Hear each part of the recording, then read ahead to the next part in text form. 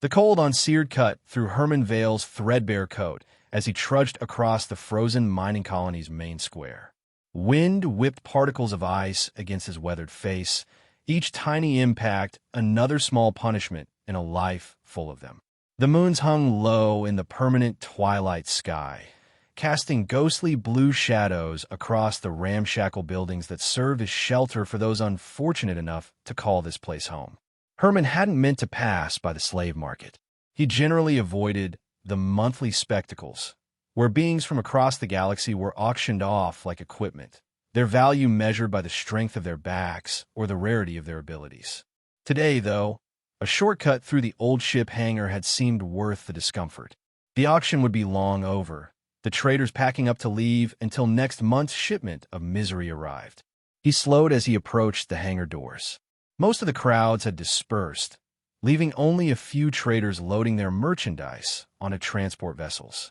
Herman kept his head down, his eyes focused on the frost-covered metal beneath his boots. Just a few more steps, and he'd be through, back to his solitary shelter at the edge of the colony. A commotion near one of the smaller trading ships caught his attention. 3 traders in thick, fur-lined coats were arguing, gesturing angrily at a huddled form on the ground between them. "I'm not taking it back," said the tallest trader, a Vorlian whose blue skin was nearly purple in the cold. "The deal was for functioning merchandise." "It was functioning when I sold it to you," countered a heavy-set human with a scar running from his eye to his jaw. "Not my problem if your handling damaged it." The third trader, a spindly creature with too many arms, made a chattering sound. "Neither of you is taking on your ships. We've wasted enough fuel hauling around this worthless thing." Herman should have kept walking. He learned long ago that survival meant minding his own business.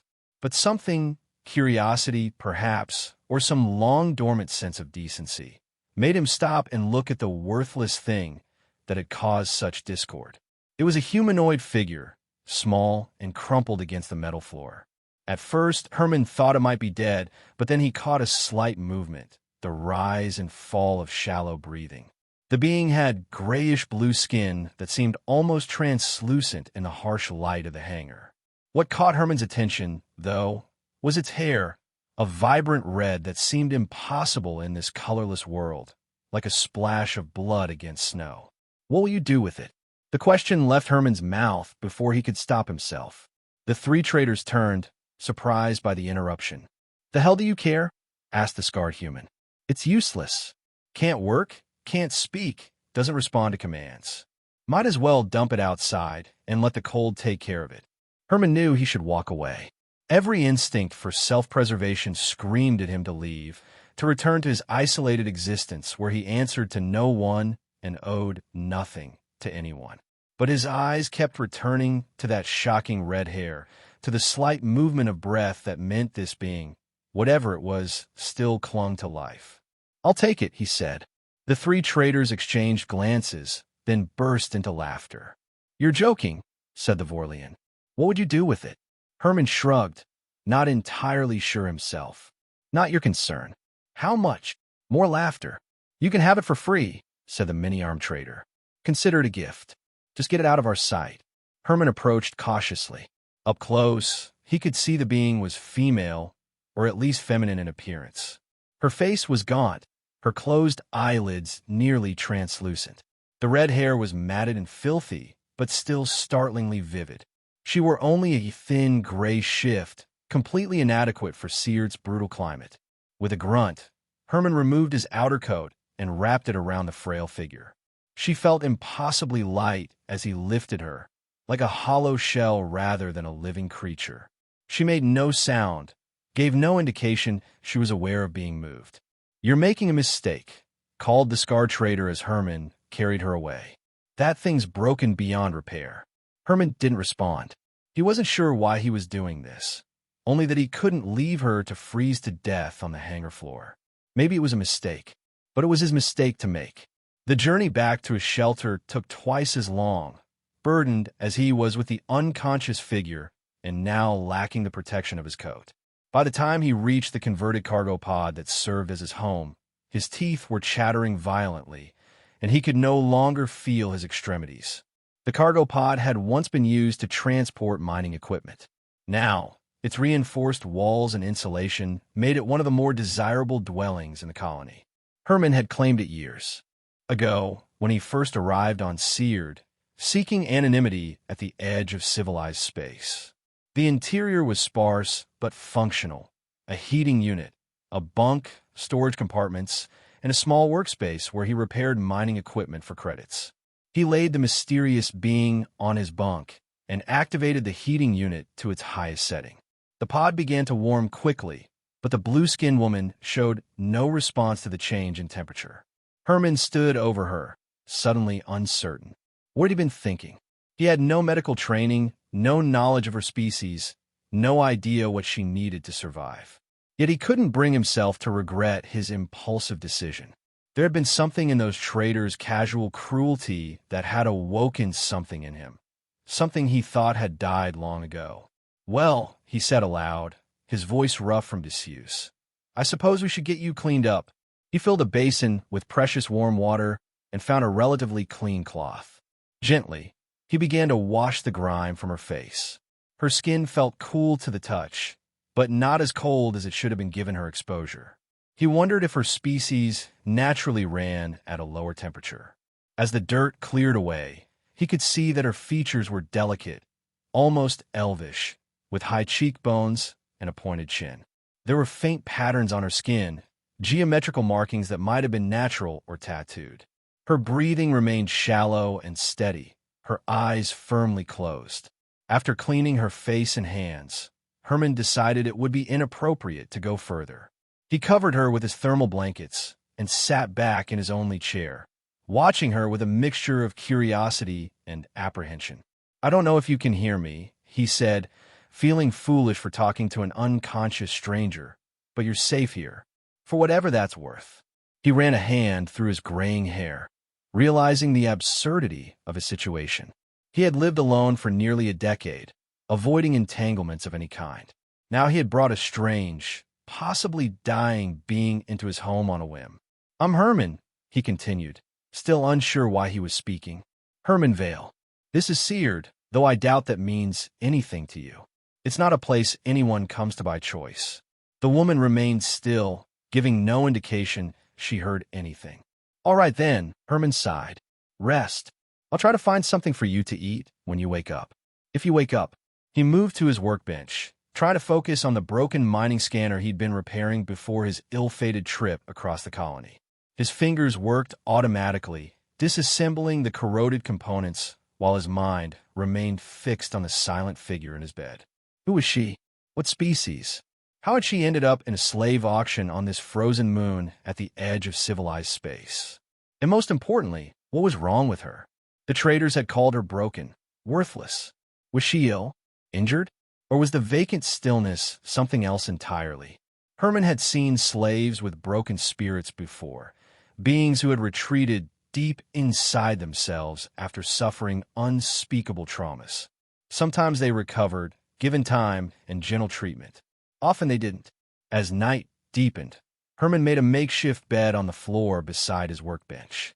The small heater struggled against the intensifying cold outside, but the pod remained tolerable. Before settling down, he checked on his unexpected guest once more. Her breathing had deepened slightly, and he thought he detected a hint of color in her previously ashen cheeks. It wasn't much, but it gave him a strange sense of satisfaction. "Good night," he murmured, not expecting a response and receiving none. Sleep came fitfully to Herman that night. His dreams were fragmented, filled with images from a past he'd spent years trying to forget.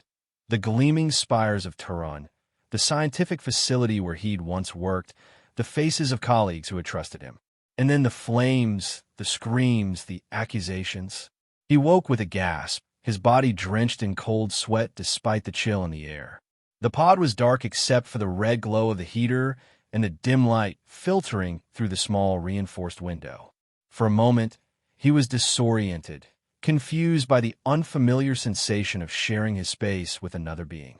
Then he remembered. The slave auction. The red-haired woman. Herman rose stiffly, his back protesting after a night on the hard floor. He moved quietly to the bunk, wondering if his guest had stirred during the night. She was exactly as he had left her, still and silent beneath the blankets. But something had changed. Her eyes were open. They were startling, large, almond-shaped, and a color he had never seen before, something between silver and pale lavender. They stared straight up at the ceiling, unblinking and unfocused. "Hello," Herman said tentatively. "Can you hear me?" No response. No movement except for the steady rise and fall of her chest. Her eyes remained fixed on nothing. Herman waved a hand over her face. No reaction. She was awake, yet not present. He sighed and set about preparing a simple breakfast, a protein paste that tasted vaguely of synthetic fruit. He'd need to find a way to feed her if she couldn't feed herself. And he'd need to clean her properly, dress her in something warmer, attend to basic bodily functions. The practical complications of his impulsive rescue were becoming apparent. Yet as he glanced back at those strange, empty eyes, he felt no regret, only determination. "Let's start with breakfast," he said to the silent room. Over the next few days, Herman established a routine.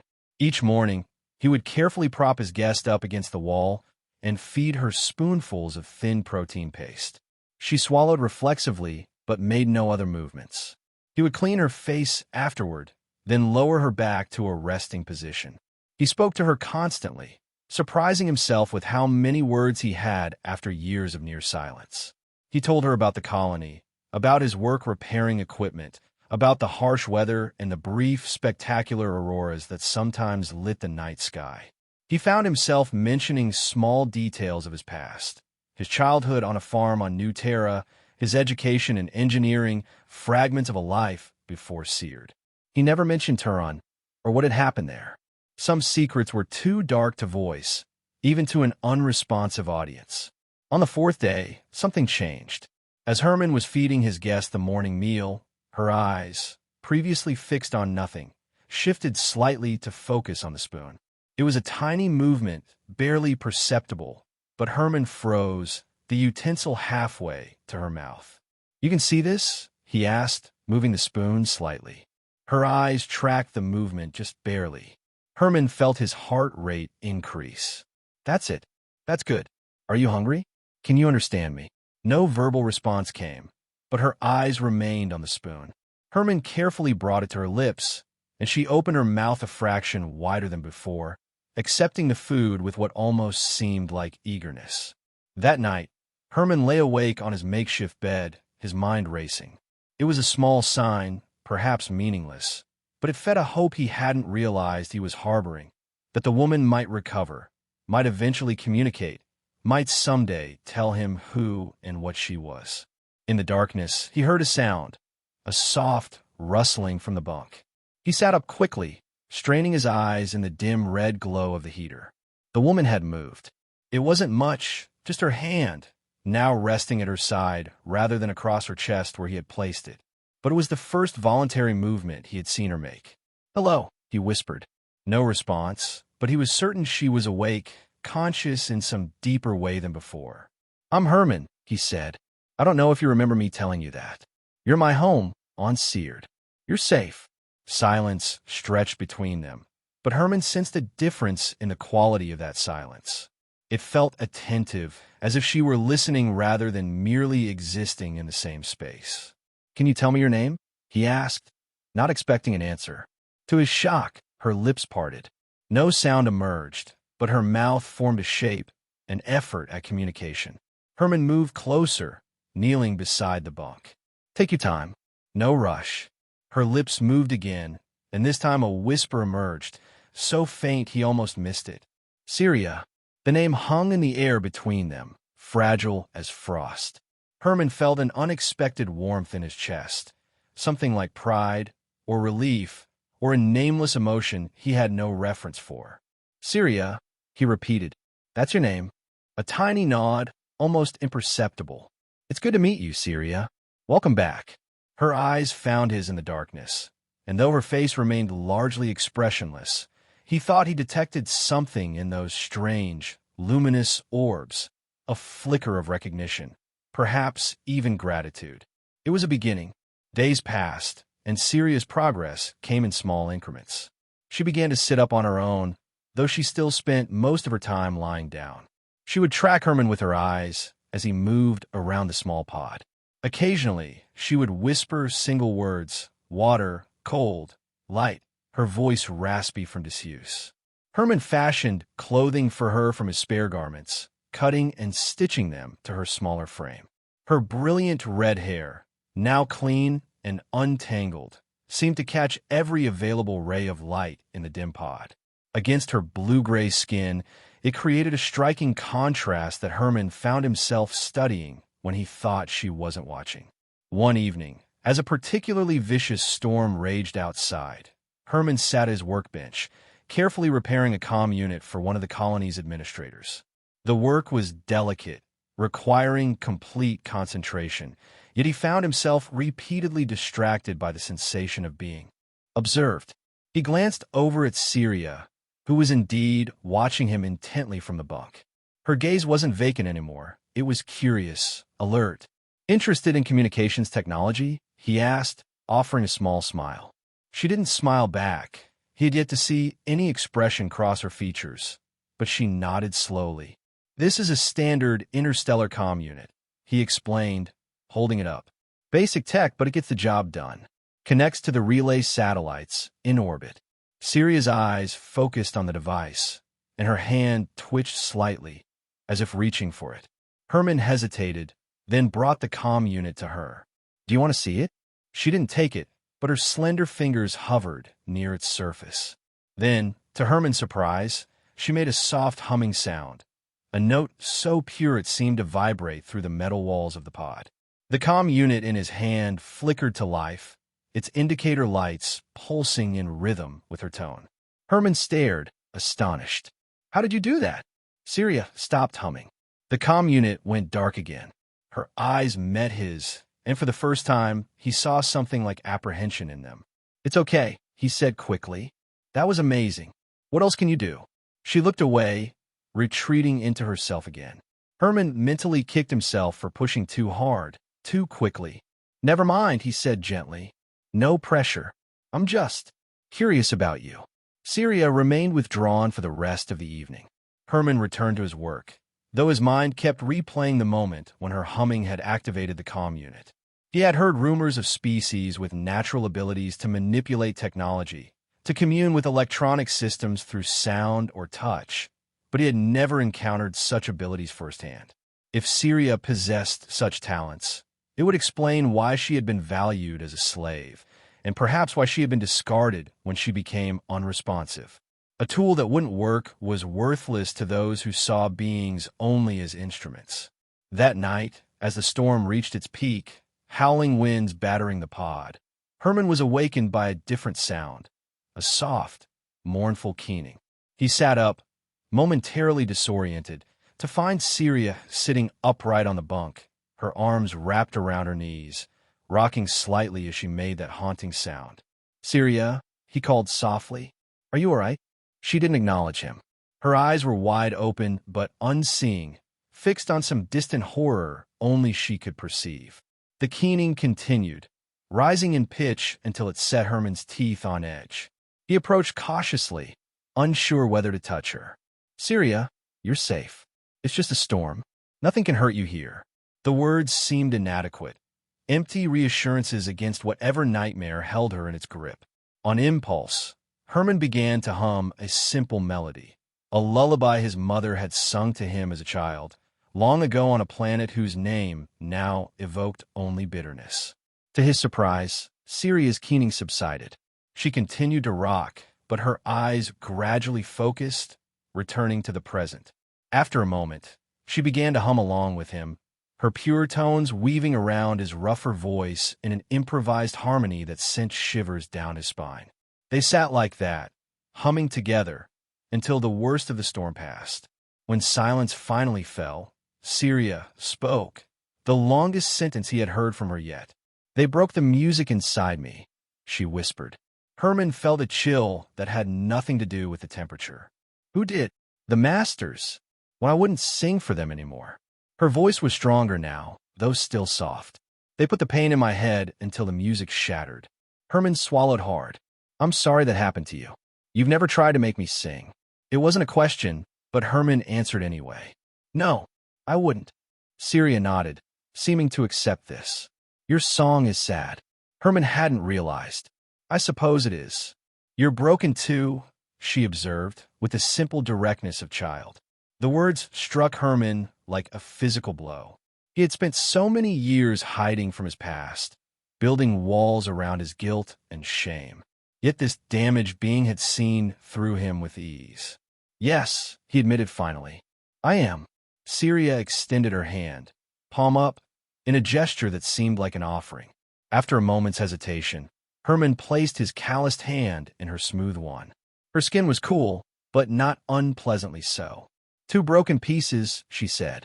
The simple truth of it hung between them, neither comforting nor condemning. Just a fact acknowledged. Herman squeezed her hand gently before releasing it. Try to rest. The storm will be over by morning. As he returned to his makeshift bed, he heard her voice once more, barely audible. Thank you for the song. Progress came more rapidly after that night. Syria began to move around the pod, initially with a faltering gait that strengthened daily. Her vocabulary expanded, though she remained economical with words, speaking only when necessary. She would spend hours observing Herman's repair work, occasionally humming notes that caused the electronics to respond in unexpected ways. Herman found himself explaining his tasks, demonstrating techniques, answering her brief questions. It had been years since he had taught anyone anything, and the sensation was both foreign and oddly satisfying. She never spoke of her past, and Herman didn't press. He understood the need to keep certain wounds covered, to protect them from the salt of remembrance. Still, pieces emerged, references to the masters who had collected singers like her, mentions of a homeworld with 3 suns and endless seas. He gathered that her people, whoever they were, had some innate connection to sound and vibration that made them valuable commodities in a galaxy where such abilities could interface with technology. One day, as Seard's weak sun actually broke through the perpetual cloud cover, Syria asked to go outside. Herman hesitated, concerned about her still recovering strength and the colony's bitter cold. But the longing in her eyes was unmistakable. He bundled her in his spare thermal gear, wrapping a scarf around her vivid hair. Even hidden beneath layers of clothing, she moved with a grace that seemed incongruous in this harsh environment. They didn't venture far, just to a ridge near Herman's pod that overlooked the colony and the vast ice field beyond. The sunlight transformed the typically bleak landscape, turning ice crystals into diamonds and casting long, blue shadows across the snow. Syria stood motionless, her face tilted up to the pale sun. Then, without warning, she began to sing. It wasn't the simple humming Herman had heard before. This was something else entirely, complex, layered tones that seemed to bend the very air around them. The ice beneath their feet vibrated in resonance, and the sunlight appeared to fracture, creating prismatic patterns that danced across the snow. Herman stood transfixed, barely breathing for fear of breaking the moment. The song contained no words he could recognize, yet it conveyed emotion with devastating clarity. Longing, grief, a desperate hope, and beneath it all, a defiant joy. When the last note faded, the world seemed dimmer, as if Syria's voice had temporarily enhanced the fabric of reality itself. That was... Herman struggled to find words. I've never heard anything like it.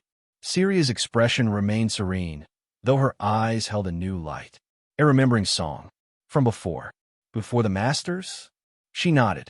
My people sing the world into greater being. The masters wanted us to sing their machines into greater power.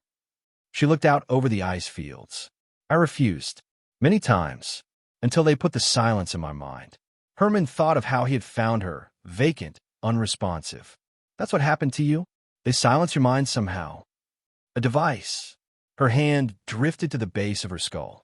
Here, it sends pain when we try to sing our own songs. Only their commands should make sound. She paused. It broke something in me. I retreated far inside. Could not find my way back. Until now, Herman said softly.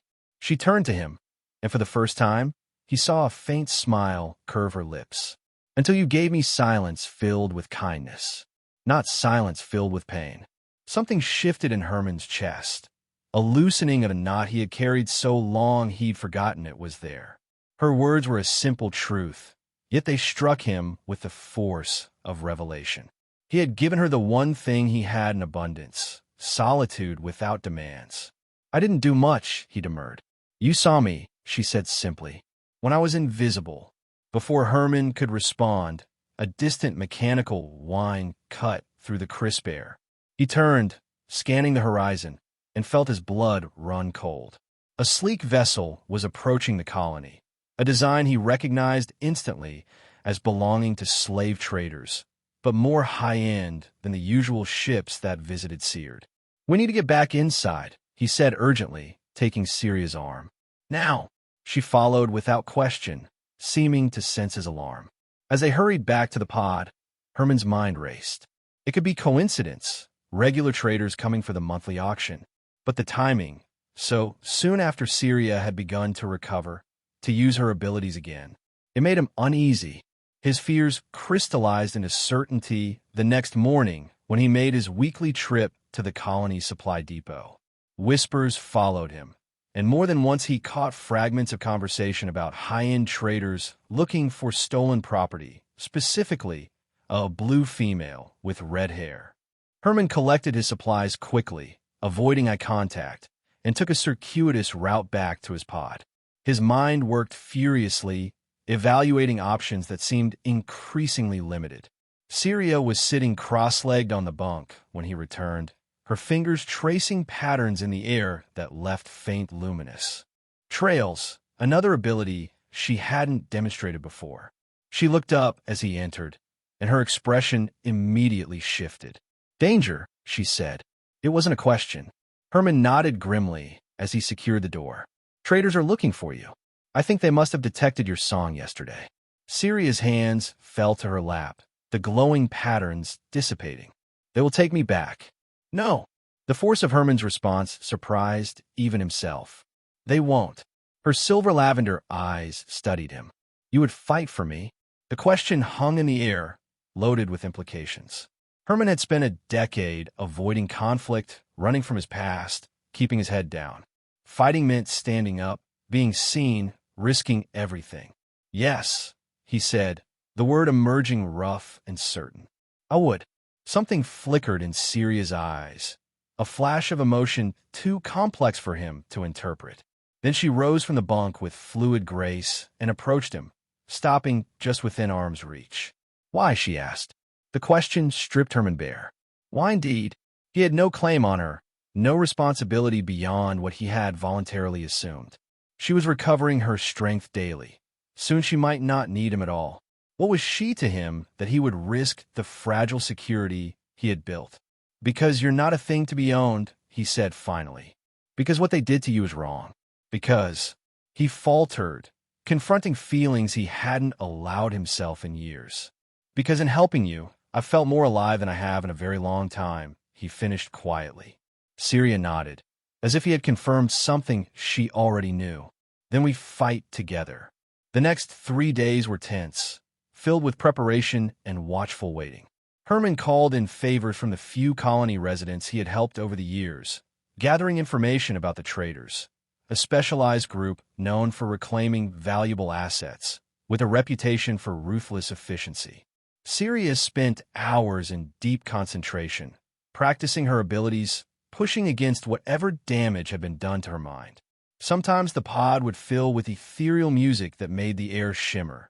Other times she would sit in total silence, only the occasional tear sliding down her cheek indicating the strain she was under. On the third night, as Herman was modifying an old mining blaster, a pitiful defense, but better than nothing, Syria spoke from where she sat by the small window, watching the moon's rise. You never told me why you're broken. The question was unexpected, and Herman's hands stilled on the weapon. No, he agreed. I didn't. Will you? Herman set down the blaster and rubbed his face, suddenly tired beyond measure. It's not a story that paints me in a favorable light. Neither is mine. she said simply. He looked at her, this strange, damaged, remarkable being who had disrupted his carefully constructed isolation, and found he wanted her to know, even if it changed how she saw him. I was an engineer on Turan, he began, the words feeling rusty and used. A good one. I designed environmental systems for habitats on hostile worlds. Syria watched him silently, her face unreadable. I was recruited for a classified military project. They didn't tell us much, just that we were designing systems for a new type of research facility. The pay was excellent, the work challenging. He paused. I didn't ask questions I should have asked. The familiar guilt rose in his throat, bitter as ash. When the facility was completed, I discovered what it was for. Weapons research. His voice hardened. Biological weapons designed to target specific genetic markers. They could wipe out entire species while leaving others untouched. Syria's expression didn't change, but her eyes never left his face. I tried to back out, but by then I knew too much. They wouldn't let me leave. He swallowed hard. So I sabotaged the environmental systems I had designed, created a catastrophic failure that would destroy the facility. His hands clenched into fists. I thought I had arranged for an evacuation first. I was wrong. The silence stretched between them, filled with the ghosts of those who had died in his failed attempt at redemption. 37 people, he said finally. Scientists, guards, maintenance workers. All dead because of my miscalculation. I barely escaped myself.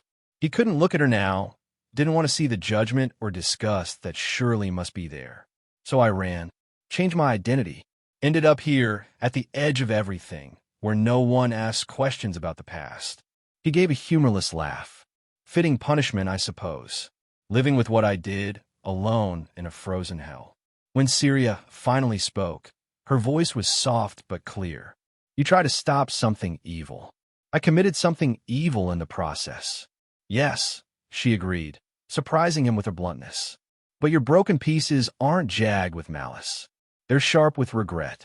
Before Herman could respond, a low, pulsing alarm sounded from a small device he had rigged near the door, a crude proximity sensor warning of approaching vehicles. They were out of time. Herman moved swiftly to the window. Two sleek hovercrafts were making their way across the ice field toward his isolated pod, their running lights cutting through the darkness. They're coming, he said grimly. 6, maybe 8 of them, heavily armed. Syria joined him at the window. In the faint light from the moons, her face was composed, almost serene despite the danger. What will we do? Herman checked the modified blaster, knowing it would be almost useless against professional hunters. The back way, he decided. There's a maintenance tunnel that runs beneath this section of pods. If we can reach it, we might make it to the spaceport. And then, it was a fair question. Herman had no ship, barely enough credits for passage off-world, even if they could reach the port unseen. I don't know, he admitted, but we can't stay here. Syria nodded, trusting him despite the inadequacy of his plan. She gathered the few possessions she had acquired. A small carved figurine Herman had made for her, a scarf, a data pad containing music he had downloaded for her. Herman quickly collected essential supplies, water, emergency rations, his toolkit, and the few credits he had saved. He tucked the blaster into his belt and pulled on his thermal coat. Ready, Syria stepped close to him, her luminous eyes reflecting the moonlight from the window. Herman, she said softly, if they take me again, I will not survive it. Not in any way that matters. The simple statement hit him like a physical blow. They won't take you, he promised, knowing it might be a lie. She touched his face gently, her cool fingers tracing the line of his jaw. If there is no other way, I would rather end my song than have it corrupted again. Herman covered her hand with his own. It won't come to that. They slipped out the back entrance of the pod, into the bitter cold of Seared's night. The maintenance tunnel access was 50 meters away, partially concealed by wind-carved ice formations. They moved quickly but cautiously, keeping to shadows, acutely aware of the approaching hovercrafts. They had almost reached the access hatch when bright lights suddenly flooded the area. An amplified voice cut through the night. Herman Vale, we know you have our property. Surrender it now, and you will not be harmed. Herman pulled Syria behind an ice formation, his mind racing. They were so close to the tunnel entrance, but now pinned down by the blinding lights. "I need a distraction," he whispered. "Something to get their attention while we make for the tunnel." Syria's eyes held his for a long moment. Then, to his horror, she stepped out from behind their cover, into the full glare of the lights, and began to sing. It wasn't like the song she had sung on the ridge. This was something else entirely, a sound that seemed to tear at the fabric of reality itself. The air around her vibrated violently, creating visible distortions. The lights trained on her flickered, dimmed, then exploded in showers of sparks. The hovercrafts themselves began to shudder, their engines emitting painful, grinding noises. Men shouted in alarm. Weapons were raised. Herman didn't think. He simply acted, diving towards Syria, pulling her down and rolling behind a different ice formation as energy bolts sizzled through the air where they had been. "The tunnel," he gasped. "Now!" They scrambled across the remaining distance, Syria's song still causing havoc with the trader's equipment.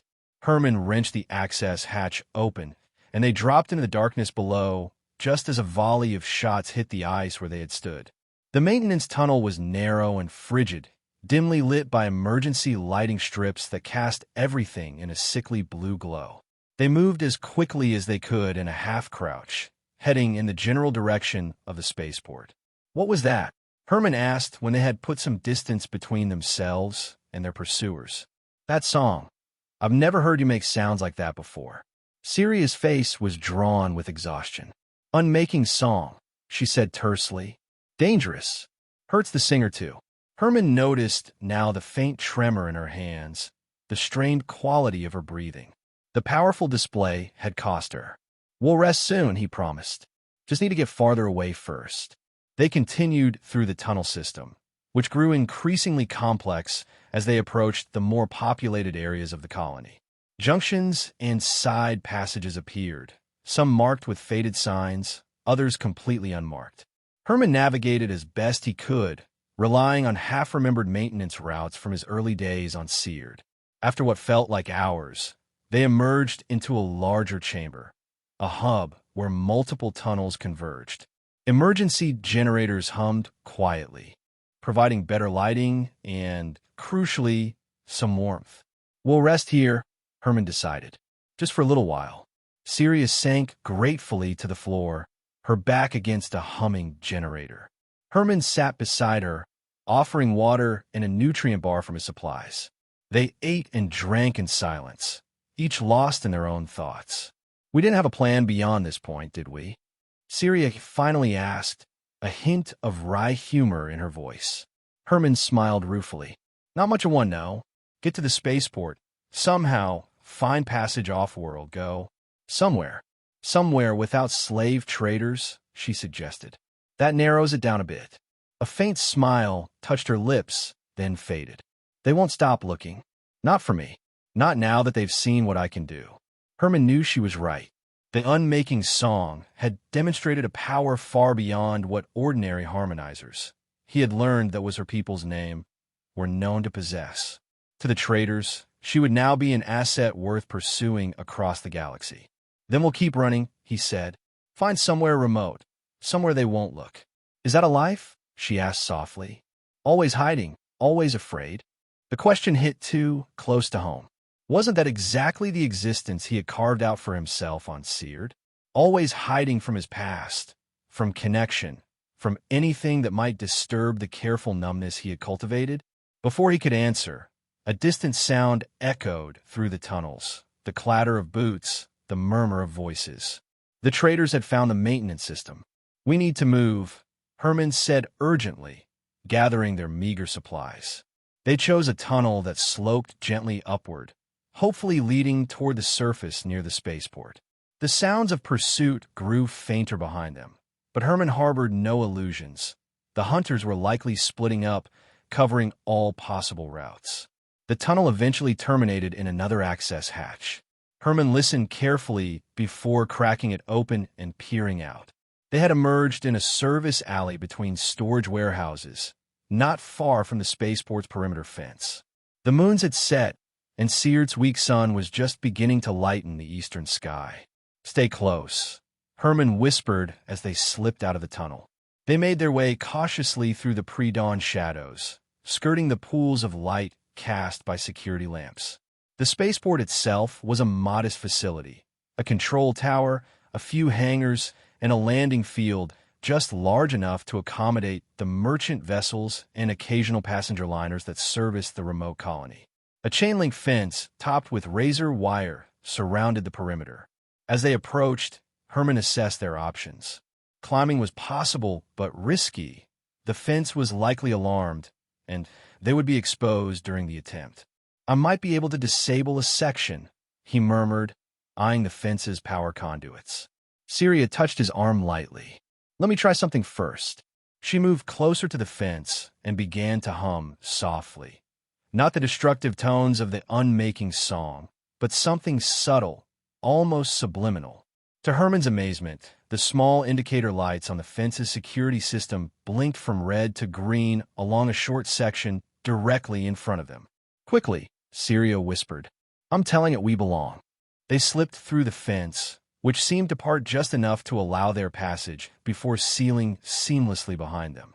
Once inside the perimeter, they kept to the shadows of the hangars, working their way toward the passenger terminal. The spaceport was beginning to wake up.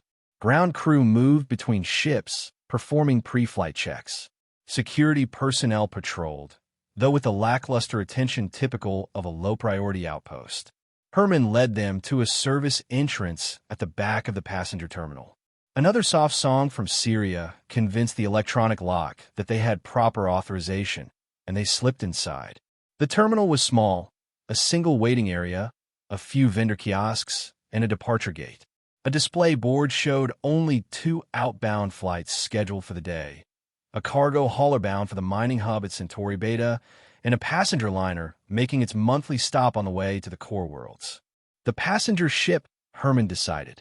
It's our best chance, but we'll need identification, passage credits.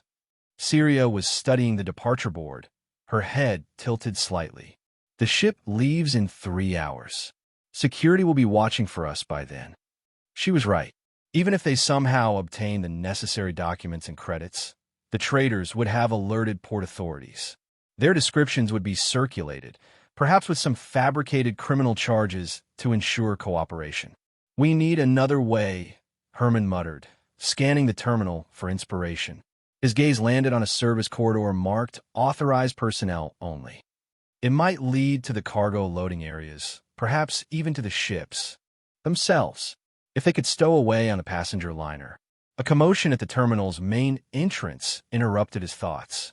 Several armed men had entered, led by a tall figure in an expensive coat. Even at a distance, Herman recognized the distinctive blue skin of a Vorlian, likely the same trader who had been arguing over Syria that day in the hangar. "They're here," he whispered, pulling Syria deeper into the shadow of a support column.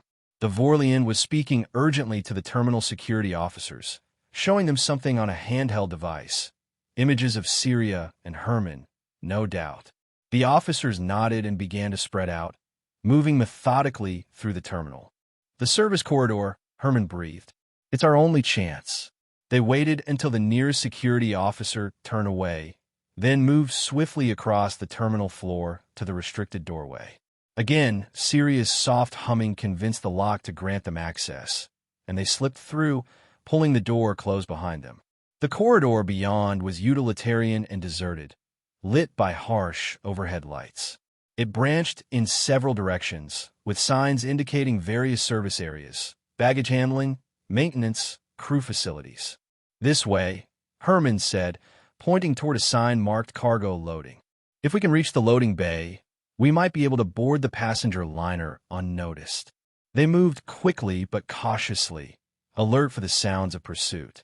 The corridor eventually opened into a large, busy cargo bay where workers were preparing shipments for the day's outbound flights. Massive containers were being moved by automated loaders, while smaller packages were sorted by hand. Herman and Syria kept to the periphery, trying to look like they belonged. Herman spotted a rack of worker coveralls and quickly grabbed 2, handing one to Syria. They donned the garments over their clothes, providing a modicum of disguise. "The passenger ship should be docked at the main airlock," Herman murmured. "We need to find a way to board without going through the terminal." Syria nodded, scanning the busy bay. "There," she said, pointing to a collection of cargo containers marked with the passenger liner's logo. "Those will be loaded soon." It was a desperate plan, but no better options presented themselves. They made their way to the containers, trying to identify one that might be partially empty or contain materials that wouldn't crush them during loading. "This one," Syria said suddenly, stopping beside a container whose manifest indicated it held passenger comfort supplies, likely bedding, towels, and similar soft goods. The container was sealed, but Herman quickly located the external release mechanism. Glancing around to ensure they weren't observed, he triggered the release. The door slid open just enough for them to slip inside before automatically resealing. The interior was dim, illuminated only by thin strips of light filtering through ventilation slats. As Syria had predicted, the container was filled with wrapped bundles of linens and towels. They squeezed into a corner, creating a small space among the supplies. "Now we wait," Herman whispered. The minutes stretched into an hour. They remained motionless, hardly daring to breathe deeply in the confined space. Occasionally, voices or the sounds of machinery would pass close by, sending their hearts racing. But no one opened their container. Finally, they felt movement, a lurch as the container was lifted by an automated loader. For several tense minutes, they were in motion, the container swaying slightly. Then came a series of mechanical clunks and the hiss of pressure seals as they were loaded into the ship's cargo hold. They waited longer, unsure whether it was safe to emerge. Eventually, the vibration of engines warming up told them the ship was preparing for departure. "We should move now," Herman said. "Find somewhere better to hide before launch." He triggered the internal release mechanism, and the container door slid open. The cargo hold beyond was dimly lit and apparently unattended. Rows of containers were secured to the deck, with narrow accessways between them. They slipped out of their container and moved cautiously through the hold, searching for a less obvious hiding place. A maintenance alcove near the rear bulkhead offered promise. It was partially concealed by equipment racks and contained access panels to the ship's systems. "This might work," Herman said, "at least until we're well away from Seared." Syria nodded, but her attention seemed elsewhere. Her head was tilted, as if listening to something Herman couldn't hear. "What is it?" he asked. "The ship," she replied softly. "It's singing. All machines do, but this one—" She trailed off, her expression becoming distant. Herman felt a prickle of unease. "Syria?" She blinked, focusing on him again. "I'm sorry. It's just, I can hear everything on this ship. The engines, the life support, the navigation systems. They all have their own songs." Before Herman could respond, a violent shudder ran through the vessel. Warning klaxons began to sound, and emergency lights flashed. "That's not a normal launch sequence," Herman said grimly. "Something's wrong." The ship's intercom crackled to life. "Attention, all personnel. Security breach detected. Unknown persons have accessed critical systems. All crew report to emergency stations." Herman's heart sank. "They know we're aboard. They must have tracked us somehow." Syria's expression was troubled. "Not just that. The ship is in pain. Someone is forcing it to shut down." As if in confirmation, the engine's vibration began to stutter. The lights flickered, then dimmed to emergency levels. "They're going to search the ship," Herman said. "We need to move." But where? The cargo hold had limited hiding places, and if the traders were thorough, and Herman had no doubt they would be, discovery was inevitable. Syria placed her hand against a bulkhead, her eyes closing in concentration. "The ship wants to fly," she murmured. "It's being prevented." "Syria, we need to focus on hiding." "No," she interrupted, her eyes snapping open. "No more hiding. No more running." Before Herman could stop her, she moved to a control panel near the maintenance alcove and placed both hands on its surface. She began to sing, not the destructive, unmaking song, but something new, something Herman had never heard before. It was complex and layered, with harmonics that seemed to resonate with the very structure of the ship. The panel beneath her hands began to glow, the light spreading outward along circuitry paths hidden within the bulkheads. Throughout the hold, systems that had gone dark flickered back to life, but with a new pattern to their indicator lights, pulsing in rhythm with Siria's song. "What are you doing?" Herman asked, awed and alarmed. "Waking the ship," she replied, her voice overlaid with musical tones. "Asking to help us." The intercom crackled again, but this time no voice emerged. Only a burst of static that gradually resolved into a harmonic echo of Siria's song. The engine vibration returned, stronger than before, and the ship gave a sudden lurch. "They're trying to override the launch sequence," Herman realized, bracing himself against a container. "We need to secure ourselves." Siria showed no sign of hearing him. Her song continued, growing in complexity, her entire body now glowing with the same light that ran through the ship's systems. Herman had never seen anything like it. It was as if she had somehow merged with the vessel's consciousness. The ship lurched again, more violently, and then Herman felt the distinctive sensation of acceleration pushing him against the deck. They were launching against all attempts to prevent it. Alarms blared throughout the vessel. Through a small viewport in the cargo hold's outer bulkhead, Herman could see the spaceport falling away below them, and the frantic activity as security forces realized they were losing control of the situation. "Siria," he called, reaching for her. "We need to strap in for the ascent." She turned to him, and Herman gasped. Her eyes had changed. They glowed with the same energy that pulsed through the ship, and within their depths, he could see what looked like navigational data streaming past. "The ship understands," she said, her voice overlaid with mechanical harmonics. "It will protect us." As if in response to her words, restraint harnesses extended from the bulkhead behind them, gently wrapping around their bodies and securing them against the increasing G-forces of ascent. Through the viewport, Herman watched as Sirt's icy surface receded, the curvature of the moon becoming visible as they climbed into orbit. They had escaped, at least for the moment. But what now? The ship's rightful crew would certainly attempt to regain control. And even if Siria could maintain her strange communion with the vessel, where would they go? Every port would be watching for a hijacked passenger liner. "Siria," Herman said, touching her arm gently. "What's the plan?" She turned to him, and he was relieved to see that some of the mechanical quality had faded from her gaze, though her eyes still glowed with inner light. "The ship knows places," she said. "Hidden places where those like me have gone before. Sanctuary worlds beyond the corporate territories." Herman stared at her in disbelief. "There are others? Like you, I mean? Harmonizers who escape?" "Yes. Not many, but enough to build something new. Something free." Her expression softened. "The ship can take us there, if you wish to go." The implication was clear. She was offering him a choice.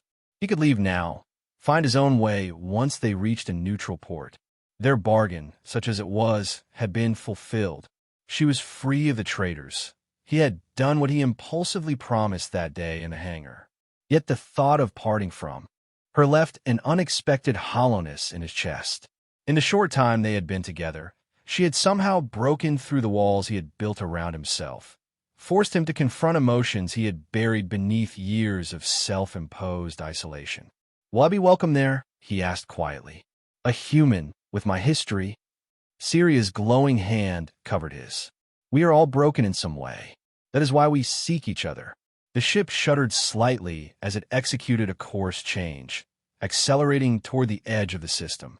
Soon they would make the jump to hyperspace, leaving Seared and its painful memories behind forever. Herman looked into Siria's luminous eyes and saw reflected there not just the mechanical data of the ship, but something deeper, a recognition of shared pain, of mutual salvation. They had found value in each other when the rest of the galaxy had deemed them worthless. "Then let's go," he said, squeezing her hand. Together, Siria's smile was like a new star being born, brilliant and full of promise. "Together," she echoed, her voice harmonizing with the hum of the ship as it carried them away from darkness and toward an uncertain but hopeful future. Behind them, Seer dwindled to a frozen point of light, then vanished altogether as the stars stretched into lines and the ship leaped into the hyperspace void. Ahead lay sanctuary, community, perhaps even redemption, things neither of them had dared to hope for just days ago. Two broken pieces, joining to make something stronger than either had been alone. And as the ship sang its way between the stars, Herman thought that perhaps that was the greatest form of healing. Not the absence of scars, but the presence of someone who saw your wounds and stayed anyway.